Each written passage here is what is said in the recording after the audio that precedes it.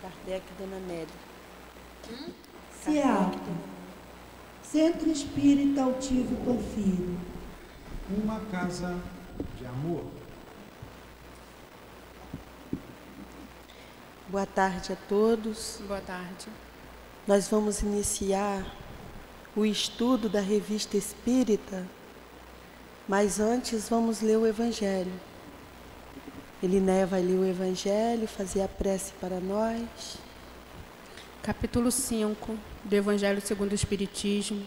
Bem-aventurados os aflitos. Item 12. Motivo de resignação. Por estas palavras, bem-aventurados os aflitos, porque serão consolados. Jesus indica, ao mesmo tempo, a compensação que espera os que sofrem e a resignação que faz bem dizer o sofrimento como o prenúncio da cura.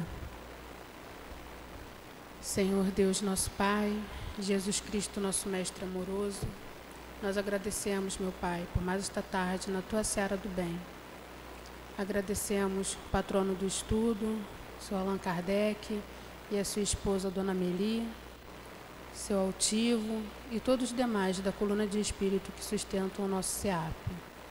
Agradecemos em nome de Jesus, em nome da Dona Lourdinha, mas sobretudo em nome do amor que vibra nessa casa, em nome de Deus, nosso Pai, que damos por iniciados os estudos em torno da Revista Espírita na tarde de hoje. Que assim seja, graças a Deus. Graças a Deus. Como o professor não está presente, nós vamos estudar as sensações dos espíritos. E vamos começar esse parágrafo. Sensações dos espíritos. Quando você achar, pode ir. Entendeu? Eu vou lendo aqui quando você achar. Sofrem os espíritos? Que sensações experimentam? Tais perguntas nos são naturalmente dirigidas e as procuramos responder. Inicialmente devemos dizer que, para tanto, não nos contentamos com respostas dos espíritos. De certo modo, tivemos que considerar a sensação com um fato, por meio de numerosas observações. Numa de nossas reuniões, pouco depois de havermos recebido de São Luís uma bela dissertação sobre a avareza, cuja publicação foi feita em nosso número de fevereiro, um dos nossos secretários contou o fato que se segue a respeito daquela dissertação. Então aqui Kardec diz, em uma das reuniões deles, primeiro ele faz as perguntas, né? Se os espíritos sofrem, que sensação os espíritos experimentam, que somos nós depois que passar por outro lado.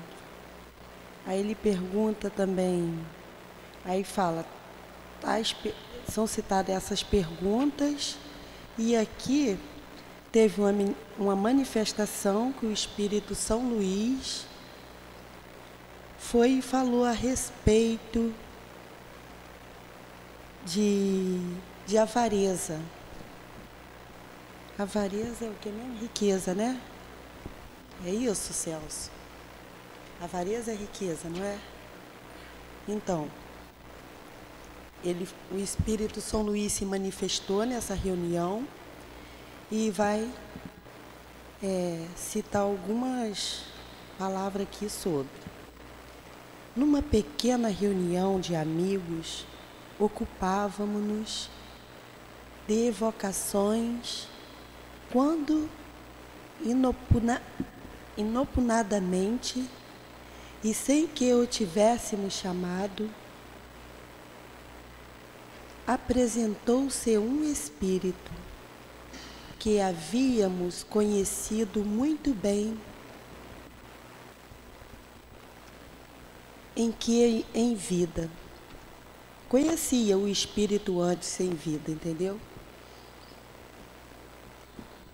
Poderia ter servido de modelo ao retrato do avarento. Feito, avareza, eu acho que é a pessoa que são ligada à riqueza, sabe? Não há, é isso? Isso, são essas. Então tá, o Diogo está trazendo para nós aqui, esse é para os ouvintes. Avareza são pessoas que são ligadas ao dinheiro, que quer muito, quer mais. Então, esse espírito... Isso, são pessoas mesquinhas, que têm apego às coisas materiais, pode-se dizer. Aí o quê? O São Luís, ele vem, traz essa mensagem, mas é um espírito naquela época, incorporou lá, com certeza, em algum médium, e retratou sobre a avareza. Um desses... Aí vamos continuar. Achou, Neném? Só não sei qual parágrafo que você quer. Estou aqui.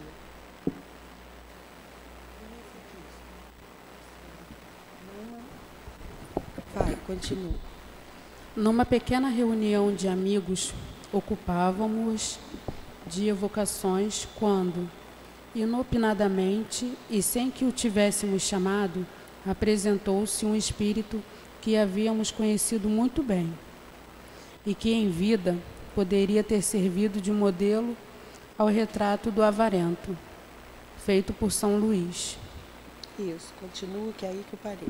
Um desses homens que vivem miseravelmente no meio da fortuna, que se privam não para os outros, mas para acumular sem proveito para ninguém.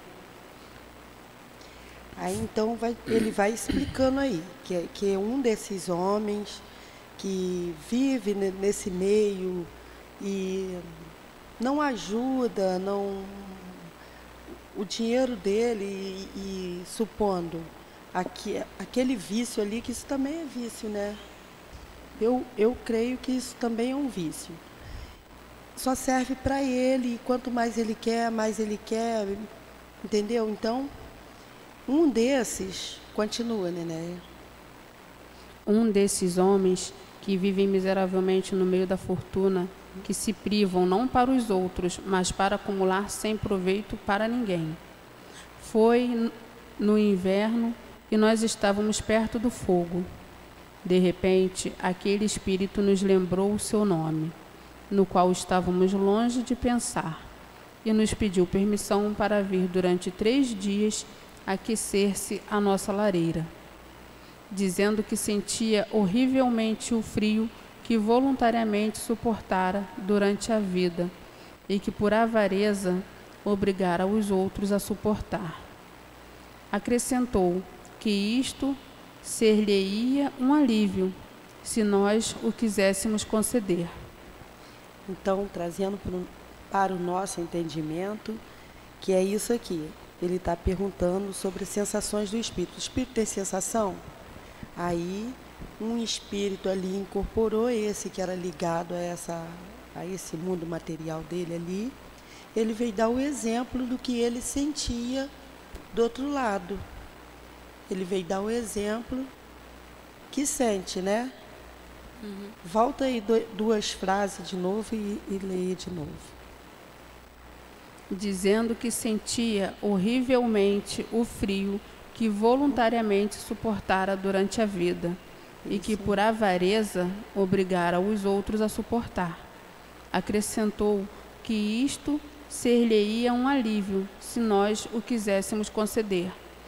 Seria um alívio se eles deixassem ele ficar na lareira. Pode falar ali, sim. Seria um alívio para ele se os outros espíritos deixassem ele pertinho, né? Da lareira, para poder Dele se já. aquecer. Aquele espírito experimentava penosa sensação de frio. Mas como a experimentava? Nisto é que está a dificuldade. Então, aí ele fala que como está ali o cabeçalho ali, sensações dos espíritos. Lá do outro lado, ele experimentava, ele estava sentindo frio, muito frio. E aí ele pedia, né, para ficar perto do fogo, né, para poder se esquentar. E aí vem, ele experimentava as penosas sensações de frio. Aí vai a pergunta de novo, mas como experimentava? Aí nisto é que está a dificuldade. Isso que eles não estavam conseguindo entender, como que ele estava sentindo frio. Isso. Aí as pessoas não estavam conseguindo entender como que o espírito estava sentindo frio. E é isso que ele veio explicar, que as sensações que nós temos quando passar do outro lado. Claro que eu vou ficar lá querendo meus vestidos, né? Eu acho. Vai. A respeito, dirigimos a São Luís as perguntas que se seguem. Terias a bondade de dizer-nos como esse espírito de avarento, que não tinha mais o corpo material, podia sentir frio e pedir para se aquecer? Desculpa. Só Podes imaginar o sofrimento do espírito pelos sofrimentos morais. Aí ele diz, o sofrimento do espírito é pelos sofrimentos morais, né? Que não se elevou por isso. Ele está sentindo frio porque ele obrigava os outros a suportar o frio. Então isso está a consciência dele. Pois é, ele tinha e não ajudou a agasalhar as pessoas. Ele tinha demais, né? O que tá aqui. E ele não ajudou as pessoas, com certeza. E por causa disso, aí, nós vemos isso hoje, né? Muita gente tem, mas não está nem aí para os outros. Entendeu? Isso é real. Eu creio que se fosse tão diferente, se cada um ajudasse um pouquinho, seria diferente. Mas também tem aquilo que a gente já estudou, que o espírito, nós aqui já fizemos isso, fomos em um lugar, pedimos a pessoa que saísse do lugar, botamos num lugar, aquele povo ali da Lagoa do Sapo. Aí o que acontece? Isso. Aí o que acontece? O espírito, ele não consegue sair. Às vezes ele sai, mas volta para lá. Volta para o lugar porque ele não está acostumado. Então não tem como. E não tem como nem ajudar essas pessoas. Como é que você ajuda? Não querem ser ajudados. Eles conseguiram aluguel social e voltaram para o mesmo lugar de novo. Tá vendo? É desse jeito. Continua lendo. Compreendemos os sofrimentos morais, como pesares, remorsos, vergonha, mas o calor e o frio, a dor física, não são efeitos morais? Os espíritos experimentam estas espécies de sensações? Tua alma sente frio? Outra pergunta, né? Tua alma sente frio? Não mais tenha consciência das sensações que agem sobre o corpo. Essa pergunta ele perguntou para São Luís, não é isso? Kardec perguntou para São Luís, não foi? Compreendemos os sofrimentos morais, como pesares e remorsos, vergonha, mas o calor e o frio, a dor física, não são efeitos morais. Os espíritos experimentam essas espécies de sensações Kardec perguntou isso para São Luís. Tipo assim, o frio e o calor, isso não é efeito moral. A vergonha é moral, entendeu? Quando a gente passar por outro lado lá, ver, o que você fez de errado? Olha ali, isso é vergonha, então o espírito vai sentir vergonha. O que mesmo? Tem outra coisa aí.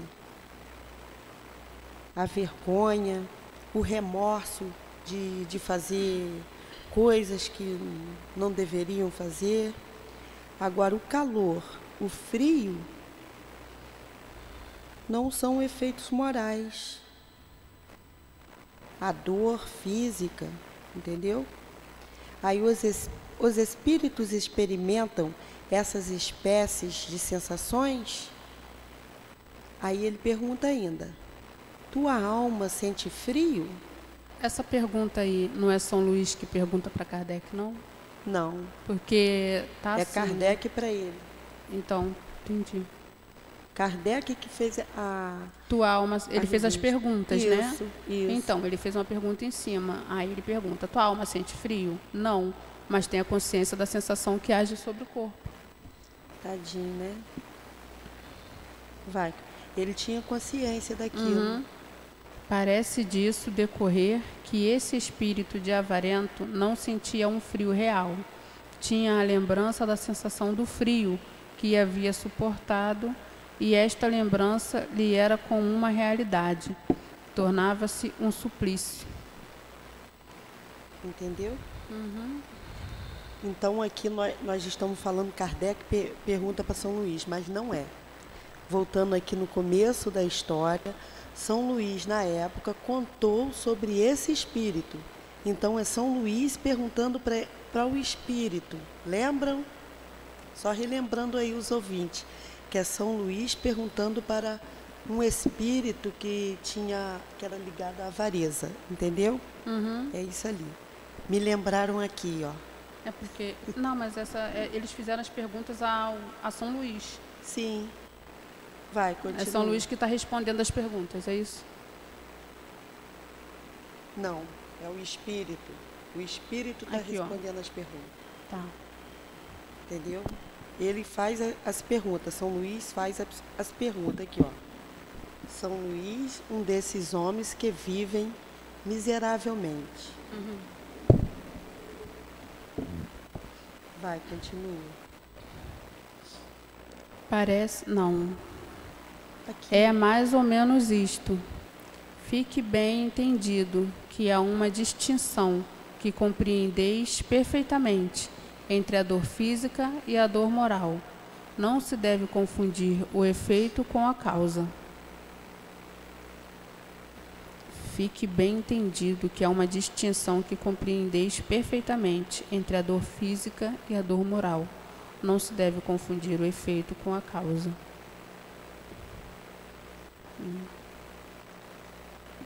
Esse livro do seu Nilton, por isso que eu falo, o livro daqui tem muita coisa diferente. Meu livro é mais novo do que o dele. Pode continuar? Eu gosto que ele sempre dê essa aula, porque meu livro é novo, ó. Não tem isso aí. Lê de novo isso daí. É mais ou menos isto. Fique bem entendido que há uma distinção que compreendeis perfeitamente entre a dor física e a dor moral. Não se deve confundir o efeito com a causa. Lê o parágrafo antes desse. Parece disso decorrer... Sim. Deixa eu... Assim, pode ir. Se bem compreendemos, poder-se-ia, ao que parece, explicar as coisas do seguinte modo. O corpo é um instrumento da dor. Esse não a causa primária, pelo menos a causa imediata. A alma tem a percepção dessa dor, esta percepção é o efeito. A lembrança que disso conserva pode ser tão penosa quanto a realidade, mas não pode ter a ação física. Realmente, nem frio, nem calor intensos podem desorganizar os tecidos. A alma nem pode ficar gelada nem queimada. Não vemos diariamente a lembrança ou a apreensão de um mal físico produzir o efeito da realidade? Ocasionar até a morte? Todo mundo sabe que pessoas amputadas sentem dor no membro que não existe mais. Certamente, a sede não é esse membro, o qual nem é mesmo o ponto de partida da dor. O cérebro conservou-lhe a impressão. És tudo. Pode-se, pois, crer que existe algo de análogo nos sofrimentos do espírito após a morte. Tá bom.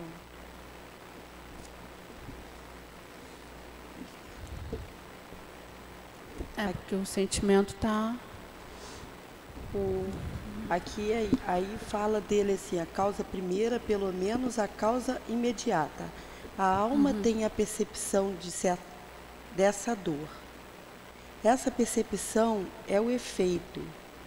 A lembrança que disso conserva pode ser tão penosa quanto a realidade, mas não pode ter ação física. Realmente nem frio, nem calor intenso podem desorganizar os tecidos. A alma não pode ficar gelada, nem queimada. Fala do espírito, né? Que o espírito ele não pode ficar gelado nem queimado. É tanto que a gente tem exemplo aqui, o espírito passa pelo fogo, passa pela água, então não tem isso que ele vai ficar ali congelado. Sim. Não vemos diariamente a lembrança ou a apreensão de um mal físico produzir o efeito da realidade. Ocasionar até a morte? Ocasionar até a morte? É provocar até a morte. Todo mundo sabe que pessoas amputadas, aí é aquela história que o senhor Nilton sempre conta aqui, aí cabe aqui, quando a pessoa diz, corta um pé, corta um braço, sei lá, diz que sente a dor, o movimento ali, como se o braço tivesse ali. Tem gente que até não fica por muito tempo, né? Ele fala. Eu tenho uma amiga que ela sente o pé que ela não tem que coçar. Nossa. Sente. E teve um senhor que ele foi falar para mim que ele esqueceu e foi como se fosse andar, sentindo a perna, e acabou caindo. São essas sensações do espírito que sente, né? Serão justas essas reflexões? Aí é o espírito que responde. Vai, neném. Sim, mais tarde compreendereis ainda melhor. Esperai que outros fatos vos forneçam novos pontos de observação. Podereis tirar conclusões mais completas.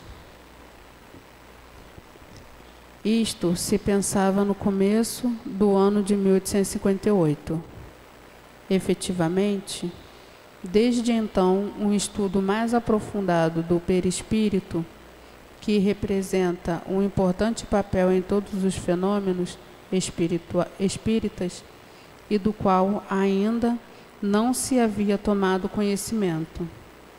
As aparições vaporosas ou tangíveis, o estado do espírito no momento da morte, a ideia tão frequente do espírito de que ainda está vivo, de que ainda se acha vivo. De que ainda se acha vivo. As sensações que está lá, né? A ideia do espírito de que ainda ele está vivo. O quadro impressionante dos suicidas, dos suplicados, dos que se absorveram nos prazeres materiais, e tantos outros fatos vieram lançar uma luz sobre esta questão e deram lugar a explicações, cujo resumo fazemos a seguir.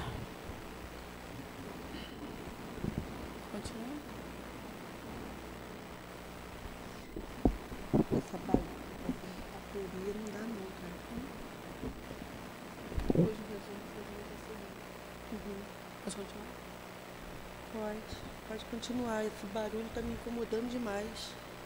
O perispírito é o laço que une o espírito à matéria do corpo. É tirado do meio ambiente, do fluido universal. Tem simultaneamente algo da erraticidade, do fluido magnético e até certo ponto da matéria inerte. Poder-se-ia dizer que é até certo ponto, até quintessência da matéria.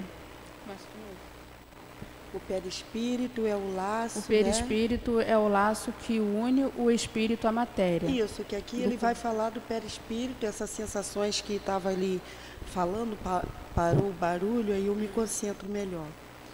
Aí está aqui, aparições vaporosas ou tangíveis, o estado do espírito no momento da morte. Ele vai falar agora sobre perispírito, né? E o corpo, e vai falar sobre o espírito. Vai, continua. O perispírito é o laço que une o espírito à matéria do corpo. É tirado do meio ambiente, do fluido universal. Tem simultaneamente algo da eletricidade, do fluido magnético e até certo ponto da matéria inerte.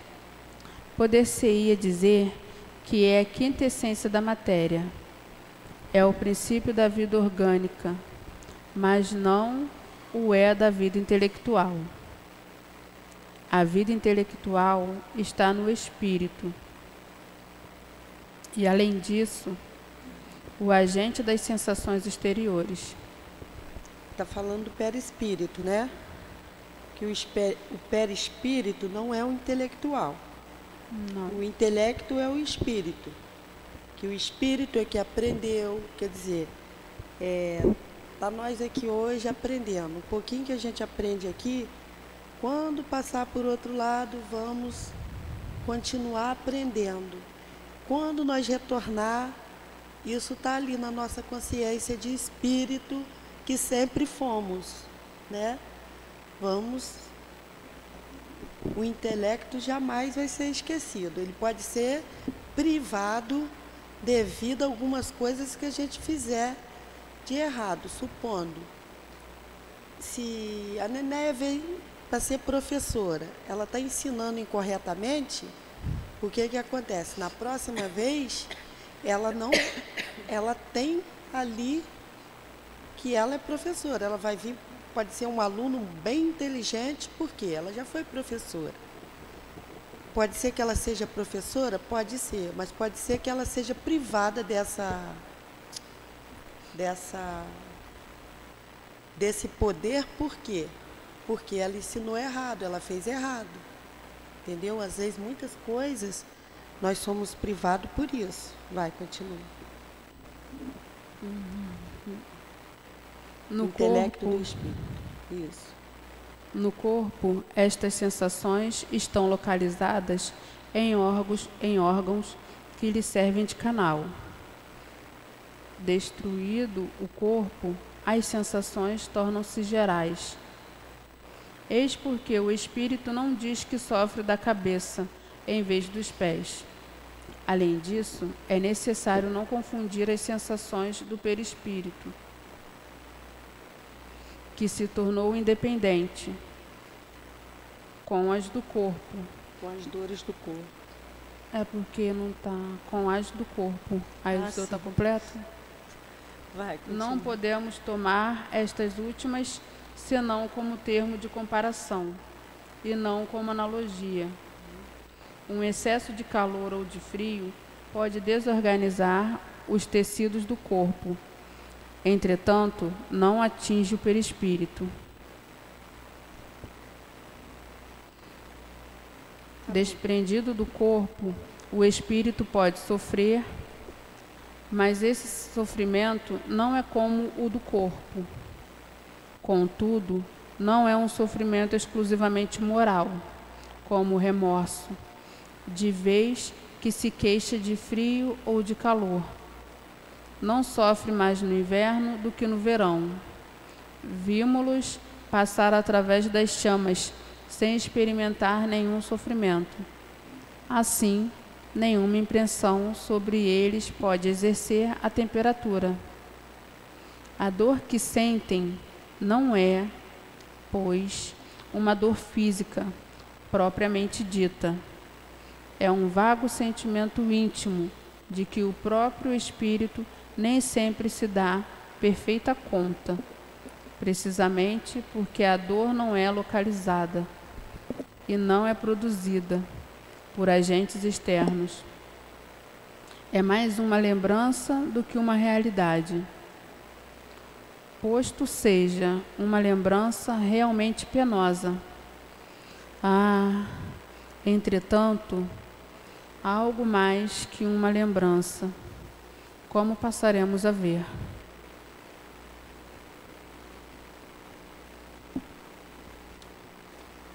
Entenderam? Entendeu? Entendeu? Tá bem explicadinho isso. Você entendeu, César? Entendeu, Diogo? Entendeu? Mais ou menos. É que o espírito, passando lá para o outro lado, né? Ele tem mais as sensações, mais as lembranças. Que você fica com a lembrança daquilo daqui, entendeu? Lembrança da sua mãe, lembrança de tudo. Por isso que a ligação, a pessoa outro dia me perguntou como que o espírito, como que você se liga ao espírito, o espírito se ligou a você? Ao pensamento, o meu pensamento, a minha lembrança, a lembrança do espírito. O espírito já está com saudade. Aí, supondo, fico com saudade dele. Imã. Ele pega, ele vai se aproximar de mim. Se eu estou com saudade dele, ele vai se aproximar de mim. Ele vai falar, poxa, eu estou com saudade dela também. Vai se aproximar de mim. A sensação dele da saudade. Entendeu? Isso é real. Ouviu, senhor Celso? Não é? Dona Maria, como é que é o nome da senhora? Maria Helena. Então, Dona Maria. É isso aí, as sensações. Aí ele explica ali, ensina-nos a experiência que, no momento da morte, o perispírito se desprende mais ou menos lentamente do corpo. Durante os primeiros instantes, o espírito não se dá conta da situação. É que às vezes durante os primeiros instantes do desencarne, né? O espírito ele não se dá conta que desencarnou. E tem um livro da Dona Ivone ali trazendo um exemplo para aqui. Quando o pai da Dona Ivone desencarnou, ele passou por outro lado, no outro dia ele levantou, que era tudo que ele fazia pela manhã, sabe? Levantou, foi lá, acendeu o cigarro dele, foi na cozinha, criação do pensamento dele. Para ele estava vivo, fazendo tudo. Aí pegou o jornalzinho dele, o jornal, que antigamente acho que o jornaleiro sempre jogava o jornal na casa das pessoas. Aí ele pegou o jornal e deitou na rede. Depois, passado acho que uns 2 dias, que foi chegar para ele a realidade de que ele estava morto. Que aí ele viu a mãezinha dele, ele falou, minha mãe, a mãe dele foi servir ele na hora do almoço. Aí ele falou, minha mãe aqui? Aí foi quando ele falou, eu estou morto. Entendeu? E que bonito, né? Eu achei isso que não é um sofrimento, né?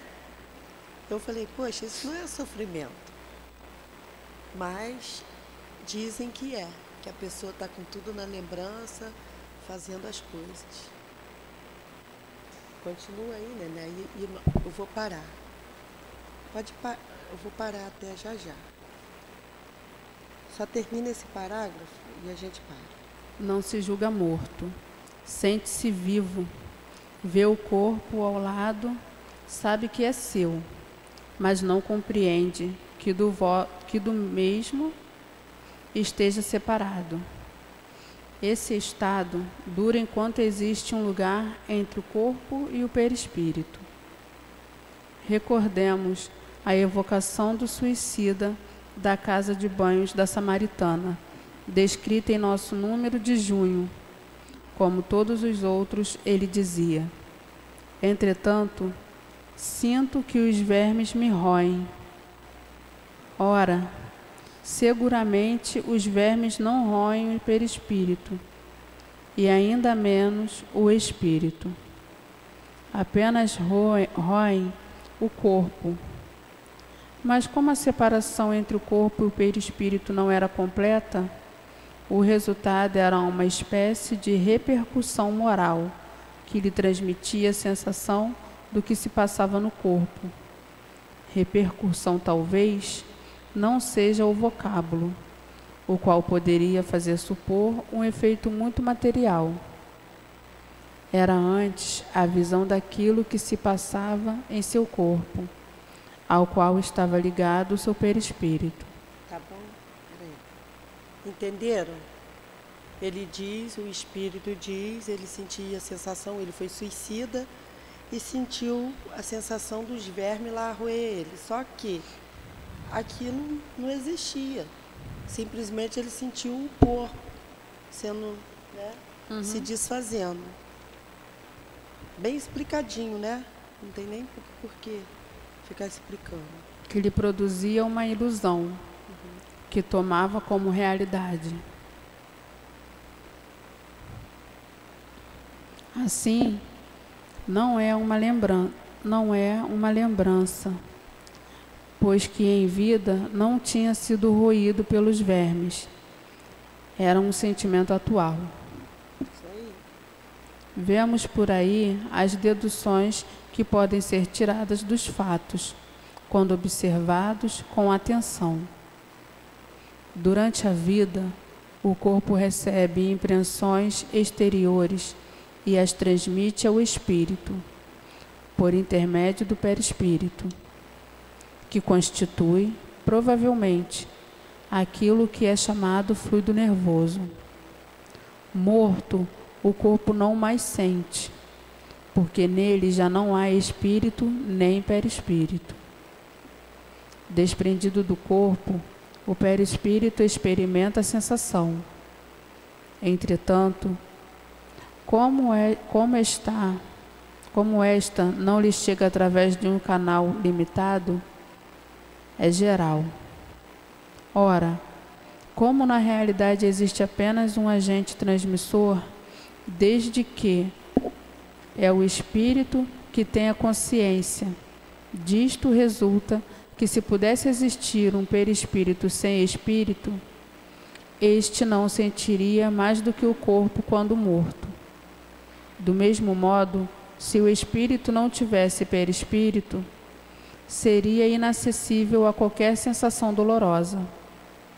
É o que acontece com os espíritos completamente depurados. Sabemos que quanto mais estes se depuram, tanto mais eterizada se torna a essência do perispírito, de onde se segue que a influência material diminui à medida que o espírito progride, isto é, à medida que o perispírito se torna menos grosseiro. Está bem explicadinho, né? Nós essas sensações vai variar de acordo do nosso entendimento. Passou para o lado de lá, a gente sabe que morreu. Vemos lá uma coisa diferente, eu vou saber logo. Ih, gente, morri, estou aqui do outro lado. Então, aí as sensações variam de acordo com a nossa elevação espiritual. A gente já vai se preparando. Quanto mais a gente estiver desprendido do material, menos a gente vai sofrer lá do outro lado. Então, faz a pressa para a gente terminar.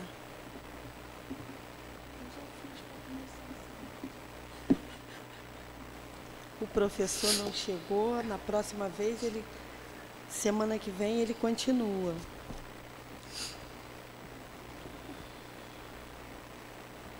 Senhor Deus, nosso Pai, Jesus Cristo, nosso Mestre amoroso, nós agradecemos a oportunidade de estudarmos o livro Revista Espírita. Agradecemos a Senhor Allan Kardec, Dona Amélie, por nos trazer o entendimento, por nos dar a intuição, para que possamos também ser mais claros possíveis, para que vocês também possam ter entendimento. Agradecemos a Jesus, mas sobretudo em nome do amor que vibra nessa casa, em nome de Deus, nosso Pai. E damos por encerrado os estudos do livro Revista Espírita da tarde de hoje. Que assim seja, graças a Deus.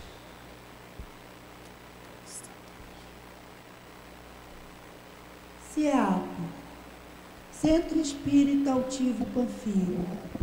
Uma casa de amor.